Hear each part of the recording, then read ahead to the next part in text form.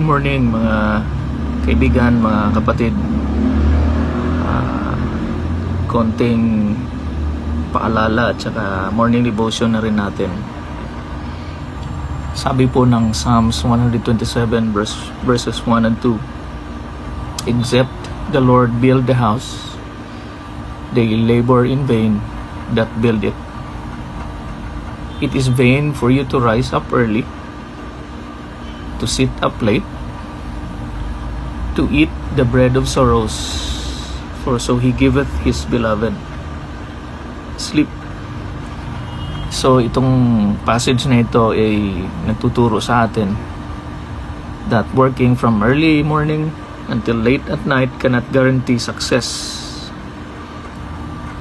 maliban na lamang po kung ito ay kalooban ng Diyos. So I'm speaking in Tagalog tsaka sa English because some of our viewers are from Manila or Luzon, and if you are from Mindanao, Bisaya or Cebuano, no? So sabi po ng salita ng Diyos from Psalms, we can be busy with the work and be weary with work.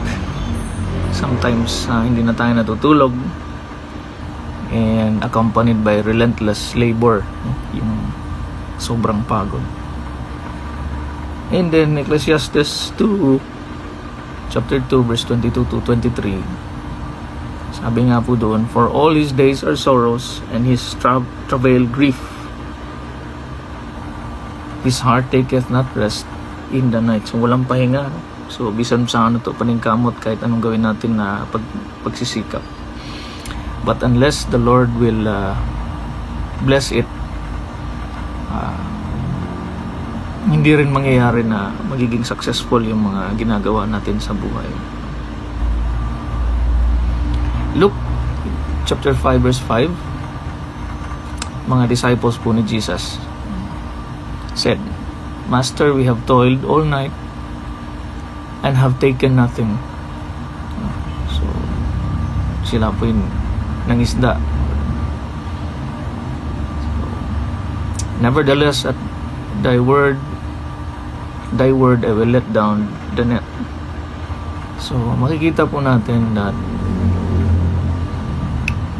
people who labor all night without success, mga taong we labor, meron naman mga taong masisipag, pero wala pa rin pagbabago sa kanilang buhay. Tatrabaho sila overnight, sila yung napupuyat. But unless the Lord of Providence, the sovereign Lord will intervene, ay wala pa rin mangyayari. So sometimes we question na grabe na yung sikap ko, grabe na yung paghahanap buhay ko, pero ganoon pa rin ako, yung mahirap pa rin. This is because hindi po yun ang kalooban ng Panginoon para sa atin. No matter how hard we work, true success only comes from God, no? So kailangan po natin malaman kung ano ba talagang kalooban ng Panginoon, because I believe that human effort is necessary, kasi ayaw din po ng Panginoon ng tamad. Pero kapag wala yung blessing ng Panginoon sa ating mga trabaho, sa ating mga paghihirap, yung mga sa Bisaya pa, ang paningkamot nato is wala gyapon kapuslanan, wala pa rin kabuluhan ito. So we toil, we labor, we work all night, pero all of this is vanity kung wala naman hindi naman kasama yung Panginoon. So yung emphasis ng Book of Ecclesiastes is that human effort by itself ay hindi po makakapagbigay ng guarantee sa lasting success or ultimate meaning of life. Yes, we work hard, but ultimately po ang outcome po niyan is in God's hands. So yun lamang po, at nawa ay maalala po natin ang Panginoon sa ating buhay araw-araw. So if you are from far part of this world, no, congratulations na naabot mo yung pangarap mo sa buhay. If you are kung nasa abroad po kayo and you're earning dollars, perhaps euro, but remember this, hindi po yan ang guarantee na tayo ay successful. Mangyayari lamang po yan if ultimately mauuna po yung Panginoon sa ating buhay, no? Kasi marami naman dyan, like sa mga average na mga, or mga sabihin natin commoner, no? You look around, punta kayo sa palengke, maraming nagtitinda, maraming nagsisikap, pero bakit ganun na lamang ang pagsisikap nila? And I hear people, sometimes they complain because hindi talaga sapat yung hanap buhay nila, no? At lalo na rin kung if you're a pastor, if you're a minister, we only rely on God's provision. We rely on the supply which God is giving us. So minsan nami-misinterpret pa yung mga gawain namin because sabi nila pinagkakapirahan lang daw namin yung church. But actually the Old Testament and even sa New Testament ay yung mga alagad or mga servant of God deserves for their labor. So think about it, napakahirap po ang pagiging pastor because you are subject to criticism at hindi po lahat ng tao ay mabibigyan mo ng kaukulang pansin, and araw-araw po yan, hindi mo maiiwasan, and then you work 24 hours a day, tapos may internalize mo pa yung mga problema ng tao, and most of all you have to deal with people who are still immature in the not in the ministry but of course in their Christian lives. Tsaka ikaw yung target palagi, so napakahirap, and you need strength to overcome. And ano ba yung paraan? Not only, but we pray to God for strength. So ito yung talagang pinakamahirap na sabihin natin, as the world sees it, profession, but we call it calling. Ito yung pinakamahirap at stressful at painful at the same time, because we have to deal with people individually and congregationally.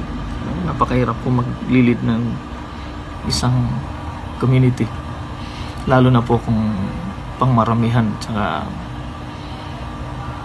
malakihan. So our church is not a mega church, but we are blessed with people, although hindi po perfect, but we have gathered by the Lord as one in a place. So ganun po. What I'm trying to say is that may mga taong successful sa kanilang buhay, meron ding hindi, meron ding nagsisikap, but the real point here is that God allows it na nangyari yan sa buhay mo. If you are from abroad, nakapunta ka sa abroad, that is God's blessing to you. Or kung hindi naman, nandito ka pa rin sa Pilipinas, kahit anong pagsisikap mo, nag-a-apply ka ng trabaho abroad, but hindi rin approve. Or kung nakapunta ka mo ng abroad, but you came back, it's God's will for you to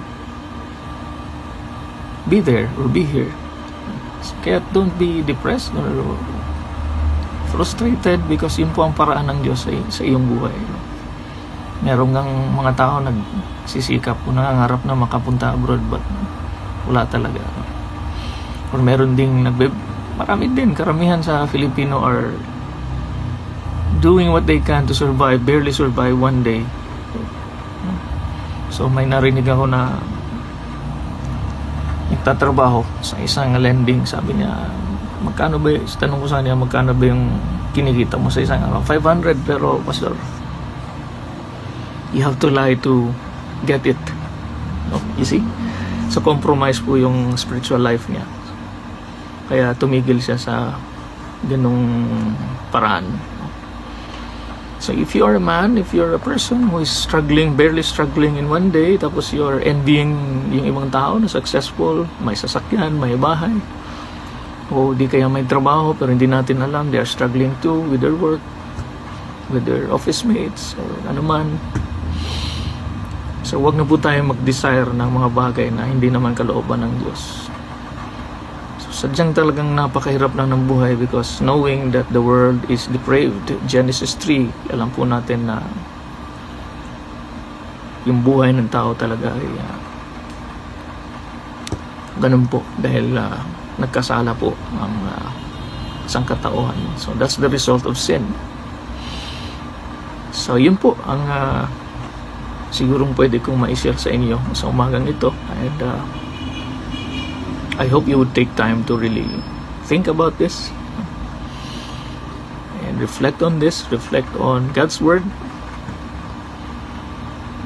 Life is short. Di natin alam ang kasunod. Only God knows, and our time is in His hands. Kaya tilingin natin sa Kanya na bigyan tayo ng wisdom on how to manage our lives spiritually. So, I myself included is praying na sana the Lord will grant me wisdom, lalo na po sa ministry. And well, napakahirap po talaga, and so I'm praying God will lead me sa kung saan ba talaga ako, saan niya ako iluluklok, or if that's the right word to use. So thank you very much po for watching and listening, and please do subscribe on my YouTube channel, Gleanings from the Field TV. Yun po. And then paki-like, paki-subscribe na rin. Help me reach 1,000 subscribers. Help me reach people, inspire people, help people, motivate people. Yun lamang po, and God bless, and bye-bye.